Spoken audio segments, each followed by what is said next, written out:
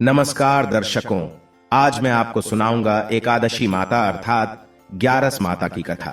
जो भी भक्त एकादशी के दिन इस कथा को सुनते हैं उनके घर में धन संपत्ति से भर जाता है।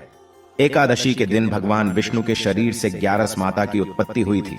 इसी वजह से भगवान विष्णु ने ग्यारस माता को यह वरदान दिया था कि जो भी मनुष्य एकादशी के दिन ग्यारस व्रत करेंगी, मैं उन पर प्रसन्न होकर मनोवांछित वर प्रदान करूंगा। तो आइए सुनते हैं एक ग्यारस माता की कहानी। बहुत पुरानी बात है। एक नगर में एक सेठ रहता था। उसकी नई शादी हुई थी। वह नया वस्त्र पहनकर अपने पत्नी को लाने पहली बार ससुराल जा रहा था।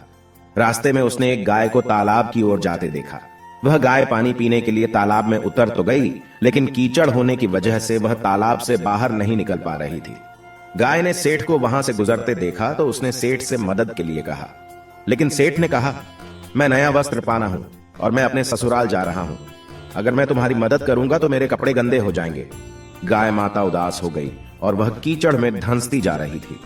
गाय ने उस सेठ को श्राप दे दिया कि अब से 8 पहर बाद तू गधा बन जाएगा। अब सेठ डर गया और गाय से अपनी भूल के लिए क्षमा मांगने लगा, लेकिन तब तक गाय पूरी तरह पानी में डूब चुकी थी। वह सेठ पछताता हुआ उदास मन से अपने ससुराल पहुंचा। जाते ही उसने अपने पत्नी को ले जाने की रट लगा दी। सभी ने उसे बहुत आग्रह किया कि अभी तो तुम आए हो, कम से कम एक रात यहां रुक जाओ, लेकिन वह रुकने के लिए तैयार नहीं था। तब उसकी पत्नी ने कहा, जब सभी लोग इतना कराए हैं तो आप एक दिन क्यों नहीं रुक जाते? तब उसने अपनी पत्नी को गाय के श्राप वाली बात बताई। उसकी पत्नी उसी वक्त अपने मायके से विदा लेकर पति के साथ चल पड़ी। 8 पहर बाद वह आदमी गधा बन गया और पूरा दिन घर में पड़ा रहा था। कुछ दिनों बाद घर में खाने पीने के लाले पड़ गए। तब उसने अपनी पत्नी से कहा कि मुझे लेकर बाहर मजदूरी करो। तब उसकी पत्नी उसे लेकर बाहर आई और नगर के राजा के यहां मजदूरी का काम करने लगी।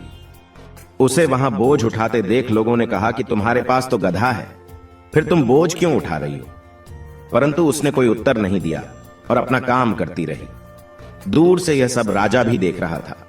उसने भी उसे यही बात कहा कि तुम्हारे पास गधा है, फिर तुम यह बोझ क्यों उठा रही हो? तब उसने राजा से कहा कि यह गधा नहीं है, यह मेरे पति है। उसने गाय के श्राप वाली पूरी बात राजा को बताई। राजा ने अपने नगर में विद्वानों और पंडितों को बुलाकर इसका उपाय पूछा। तब एक विद्वान ने बताया कि जिस किसी ने 101 ग्यारस का व्रत किया हो, वह अपने पुण्य का फल इसे दे दे तो यह अपने असली रूप में आ सकता है। पहले हम आपको एक ग्यारस का अर्थ स्पष्ट कर देते हैं। 11 ग्यारस व्रत रखने पर एक ग्यारस पूरा होता है और 22 एकादशी रखने पर 2 एक ग्यारस पूरा होता है। ऐसे ही जिसने 101 बार एक ग्यारस एकादशी के व्रत किए हैं, उसके पुण्य के फल से वह आदमी अपने असली रूप में आ जाएगा। राजा ने अपने पूरे नगर में घोषणा करवा दी, लेकिन किसी ने भी पूरे 101 ग्यारस का व्रत नहीं किया था। कई दिन बाद उन्हें एक बुढ़िया मिली जिसने 101 ग्यारस पूरे कर ली थे।